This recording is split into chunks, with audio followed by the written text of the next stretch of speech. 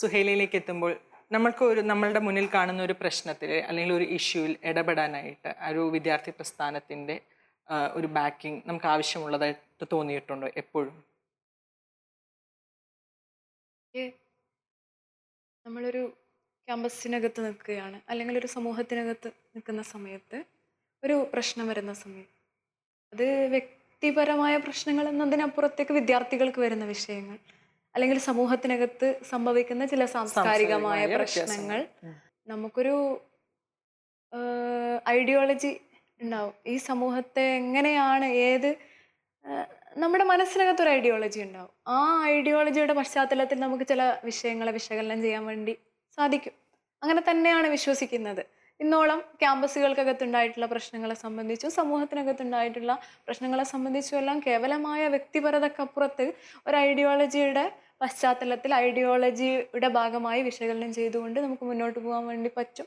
അങ്ങനെയാണെങ്കിൽ കൂടുതൽ ക്രിയാത്മകമായ കൂടുതൽ റിസൾട്ട് ഓറിയന്റഡ് ആയിട്ടുള്ള ഇടപെടലുകൾ സാധിക്കും. അല്ലെങ്കിൽ ഒറ്റപ്പെട്ട ചില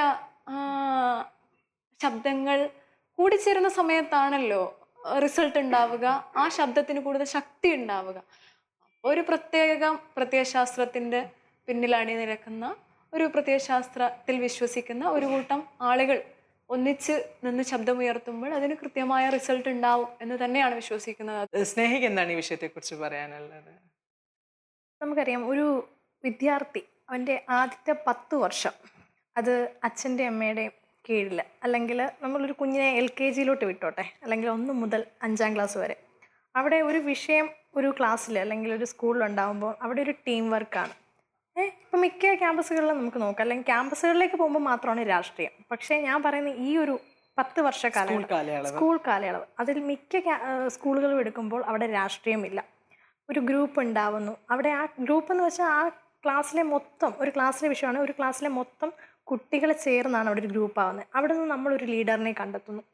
എന്നിട്ട് അവിടെ എല്ലാവർക്കും കൂടി ഒരാശയം ഉണ്ടാവുള്ളൂ. പക്ഷേ കുട്ടികളുടെ പ്രായം വർദ്ധിക്കുന്നു, അവരുടെ ചിന്താഗതി മാറുന്നു, അവർക്ക് ഓരോ വ്യത്യസ്തമായ ആശയങ്ങൾ വരുന്നു. അപ്പം നിലവിൽ നമ്മൾ ഇതേ ഒരു രീതി തുടർന്നു പോവുകയാണെങ്കിൽ ഇവിടെ ആശയങ്ങളില്ലാത്ത ലോകമായി മാറും, അല്ലെങ്കിൽ ചിന്തകൾക്ക് പ്രതികരിക്കാൻ കഴിയാത്ത കുറേ വിദ്യാർത്ഥി സമൂഹം വളർന്നു വരും.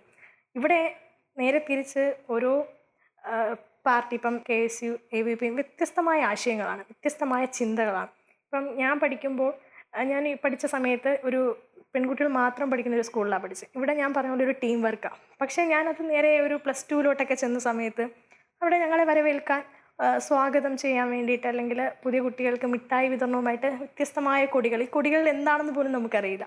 പക്ഷേ അവിടെ ചെന്ന് കഴിയുമ്പോൾ നമ്മൾ ആദ്യമായിട്ട് വരുന്നൊരു കുട്ടി എന്താ നോക്കുമ്പം SFI, എല്ലാവരും ഒരേ ആശയമാണ്, പക്ഷേ അവരുടെ വ്യത്യസ്തമായ രീതികളാണ്, പ്രവൃത്തികൾ. ഇവിടെ പ്രവൃത്തികൾ മാറുന്നു, ആശയങ്ങൾ ഒന്നാവുന്നു. അതാണ് ഇവിടെ സംഭവിക്കുന്നത്. KSU നടത്തുന്ന ഒരു രീതിയല്ല SFI തുടരുന്നത്, അല്ലെങ്കിൽ AVP തുടരുന്നത്. അതിൽ ഞാൻ ഏത് സെലക്ട് ചെയ്യണം, അല്ലെങ്കിൽ ഞാൻ ഏതുമായിട്ട് വേണം മുന്നോട്ട് പോകാൻ, അതാണ് സമൂഹം സ്വീകരിക്കുന്നത്, നമ്മളാണ് ചിന്തിക്കുന്നത്. അപ്പോൾ തീർച്ചയായിട്ടും ഒരു ടീം വർക്ക് പോയി കഴിഞ്ഞാൽ നമ്മുടെ കാര്യങ്ങളൊന്നും നടക്കില്ല. നമ്മുടെ ചിന്ത, അല്ലെങ്കിൽ നമ്മൾ ആഗ്രഹിക്കുന്ന സമൂഹം, അല്ലെങ്കിൽ നമുക്ക് എന്താണ് നേടേണ്ടത്, എൻ്റെ ചിന്തയും ആദർശവും ഏത് കൊടിയുടെ കീഴിലാണ് നമുക്ക് കിട്ടുന്നതെന്നുള്ളൊരു വിശ്വാസത്തിൻ്റെ പുറത്താണ് ഓരോ വിദ്യാർത്ഥികളും നീങ്ങുന്നത്. ഇവിടെ ആരും അടിച്ചേൽപ്പിക്കുന്നില്ല, നീ ഇന്നതിലേക്ക് വരൂ, നമ്മൾ ആരെയും നിർബന്ധിക്കുന്നില്ല. എനിക്കെന്താവണം, അല്ലെങ്കിൽ എൻ്റെ ആശയങ്ങൾ മുന്നോട്ട് പോകണമെങ്കിൽ ഞാൻ എവിടെ അണിനിരക്കണം, അത് നമ്മളാണ് സ്വയം തീരുമാനിക്കുന്നത്. തീർച്ചയായിട്ടും ഇനിയുള്ള വിദ്യാർത്ഥി സമൂഹവും സ്വന്തം ചിന്ത, അല്ലെങ്കിൽ ഇനിയുള്ള നമുക്ക് പിന്നാലെ വരുന്ന വിദ്യാർത്ഥി സമൂഹം, അവരാണ് നാളെ നമ്മളെ നോക്കിക്കാണേണ്ടത്.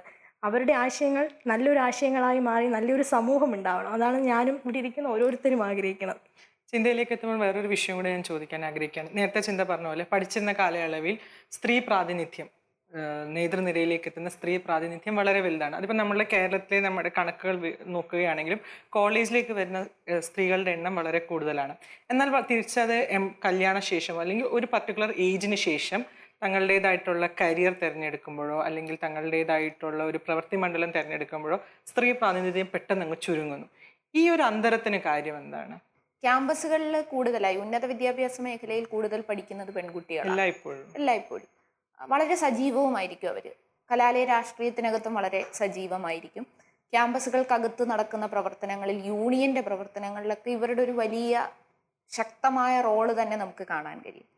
പിന്നീട് അങ്ങോട്ടേക്ക് വരുമ്പോൾ ഒരു മുഖ്യധാര രാഷ്ട്രീയ മേഖലയിലേക്ക് എത്ര സ്ത്രീകൾ എത്തുന്നു എന്നുള്ളത് വളരെ പ്രധാനപ്പെട്ടൊരു ചോദ്യം തന്നെയാണ്. എന്തുകൊണ്ട് അങ്ങനെ സ്ത്രീകൾക്ക് വരാൻ കഴിയുന്നില്ല എന്നതിൻ്റെ ഉത്തരം കണ്ടുപിടിക്കേണ്ടത് തീർച്ചയായും സമൂഹം തന്നെയാണ്. കാരണം സ്ത്രീകൾക്ക് വിദ്യാഭ്യാസ കാലയളവ് കഴിഞ്ഞാൽ സജീവമായി രാഷ്ട്രീയ പ്രവർത്തനത്തിൽ തുടരുന്നതിനകത്ത് എന്താണ് പ്രതിസന്ധി എന്നുള്ളത് കണ്ടെത്തി അത് മാറ്റുമ്പോൾ മാത്രമേ നമുക്ക് അതിനൊരു പരിഹാരം കാണാൻ കഴിയൂ. കേരളത്തിൽ ഇപ്പോൾ നമുക്കറിയാം 50% സംവരണം തദ്ദേശ സ്വയംഭരണ ലോക്കൽ ബോഡി ഇലക്ഷൻസിൽ സ്ത്രീകൾക്ക് റിസർവ് ചെയ്തു. അപ്പം ആ സമയത്ത് ഞാൻ ചാനൽ ചർച്ചയിലൊക്കെ പോയപ്പോൾ ചിലർ പറഞ്ഞത് ഇതാകെ കുളമാകാൻ പോവുകയാണ്, ഇനിയിപ്പം ഈ കോർപ്പറേഷനുകളും പഞ്ചായത്തുകളും എല്ലാം സ്ത്രീകൾ ഭരിച്ചാൽ ഇതാകെ കുഴപ്പത്തിലേക്ക് എത്തും, ഇവരുടെ ഭർത്താക്കന്മാരായിരിക്കും ഭരിക്കാൻ പോകുന്നത് എന്നൊക്കെ പറഞ്ഞ് കുറേ വ്യത്യസ്തം അനുകൂലിച്ചും വന്നു, എതിർത്തും വന്നു. പക്ഷെ ഇപ്പം എന്താ നമ്മൾ കാണുന്നത്, 50% സംവരണം കഴിഞ്ഞ് സ്ത്രീക്കും പുരുഷനും മത്സരിക്കാൻ കഴിയുന്ന ജനറൽ സീറ്റുകളിൽ പോലും സ്ത്രീകളെ പരിഗണിക്കേണ്ട അവസ്ഥ ഇന്ന് കേരളത്തിൽ എത്തി നിൽക്കുകയാണ് എല്ലാ രാഷ്ട്രീയ പാർട്ടികൾക്കും. അപ്പോൾ സ്ത്രീകൾക്ക് അവസരം കൊടുത്താൽ വളരെ മികച്ച തരത്തിൽ ഭരണം മുന്നോട്ട് കൊണ്ടുപോകാൻ കഴിയുന്ന കരുത്തുള്ളവരാണ് സ്ത്രീകളെന്ന് തെളിയിക്കപ്പെട്ടിരിക്കുകയാണ്. അതുകൊണ്ട് ഈ കലാലയ രാഷ്ട്രീയത്തിൽ ഞാൻ നേരത്തെ സൂചിപ്പിച്ച ചെയർപേഴ്സൺമാരായ പെൺകുട്ടികൾ വരുന്നൊരു സാഹചര്യം, ഇതിനൊരു തുടർച്ചയുണ്ടാവണം. ക്യാമ്പസുകൾ കൊണ്ട് ഇത് അവസാനിക്കാൻ പാടില്ല. അവർ വീണ്ടും മുഖ്യധാരയിലേക്ക് വരണം. അതിപ്പോൾ നേരെ രാഷ്ട്രീയ പാർട്ടികളുടെ ഭാഗമായുള്ള രാഷ്ട്രീയ പ്രവർത്തനത്തിൽ തന്നെ വന്ന് ഏതെങ്കിലും ഒരു പദവിയിലേക്ക് എത്തുക എന്നത് മാത്രമല്ല, അതിലേക്കും സ്ത്രീകൾ വരണം. അതിനോടൊപ്പം തന്നെ ഏത് തൊഴിലാണോ തിരഞ്ഞെടുക്കുന്നത് അതിനകത്ത് അവർക്ക് പ്രവർത്തിക്കാൻ കഴിയും.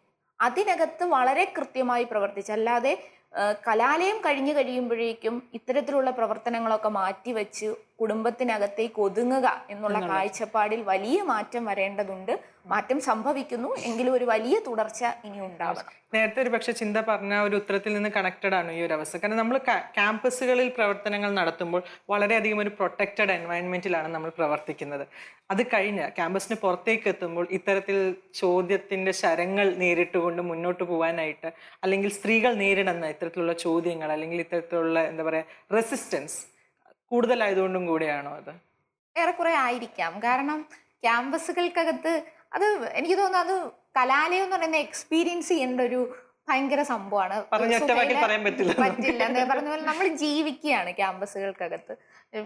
നമ്മൾ പലപ്പോഴും പറയാറുണ്ട് ഈ ക്യാമ്പസുകളിലുള്ള പൊതിച്ചോറിന്റെ രാഷ്ട്രീയം.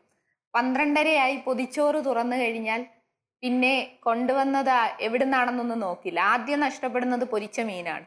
ഏതൊക്കെയോ ആളുകൾ വന്ന് നമ്മുടെ പൊതിച്ചോറ് എടുത്തിട്ട് പോവാണ്. അപ്പൊ ആ ഒരു വാഴയില ഞരമ്പിന് അപ്പുറവും ഇപ്പുറവും ഇരുന്ന് ഒരു ഉരുള ചോറെടുത്ത് കഴിക്കാൻ കഴിയുന്ന ഏതെങ്കിലും സ്ഥലം ഈ ലോകത്തുണ്ടെങ്കിൽ അത് ക്യാമ്പസുകൾ മാത്രമാണ്. അതാണ് ക്യാമ്പസുകളുടെ ഏറ്റവും വലിയ പ്രത്യേകത. ആ പങ്കുവയ്ക്കൽ, ആ ഒരു സ്നേഹം, അതൊക്കെ നമുക്ക് ഈ ക്ലാസ് മുറികൾക്കകത്തുനിന്ന് കിട്ടുന്നതാണ്. അത് പക്ഷേ നമ്മൾ പുറത്തേക്ക് വരുമ്പോൾ അത്ര സുഖകരമായിരിക്കില്ല. പക്ഷെ ഫൈറ്റ് ചെയ്ത് പോകണം.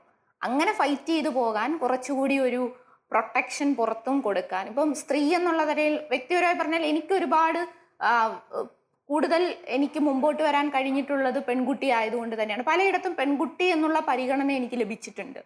ഏതെങ്കിലും പ്രത്യേക തലങ്ങളിലൊക്കെ പരിഗണിക്കുന്ന സമയത്ത് പെൺകുട്ടി എന്നുള്ള പരിഗണന എനിക്ക് ലഭിച്ചിട്ടുണ്ട് എന്നുള്ളത് വളരെ അഭിമാനത്തോടു കൂടി തന്നെ ഞാൻ പറയുകയാണ്. അപ്പോൾ അത്തരത്തിൽ കൂടുതൽ പരിഗണന കൊടുത്ത് തന്നെ സ്ത്രീകളെ മുഖ്യധാരയിലേക്ക് കൊണ്ടുവരണം.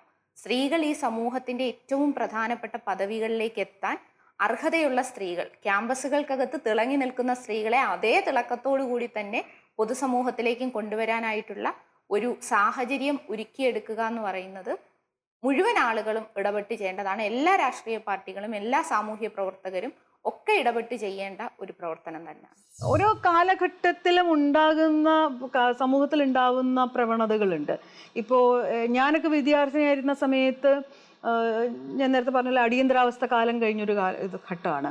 നിറയെ കവിതകളുടെ സച്ചിദാനന്ദൻ, ബാലേന്ദ്രൻ ചുള്ളിക്കാട്, കടമ്മനിട്ട, അയ്യപ്പണിക്കരി സാറ്, അപ്പോൾ അവരുടെ ഒരു വളരെ സജീവമായ സാന്നിധ്യം കവിതയിലും സാഹിത്യത്തിലും രാഷ്ട്രീയ ചർച്ചകളിലും ഒക്കെ തന്നെ നിറഞ്ഞു നിൽക്കുന്നൊരു കാലമാണ്.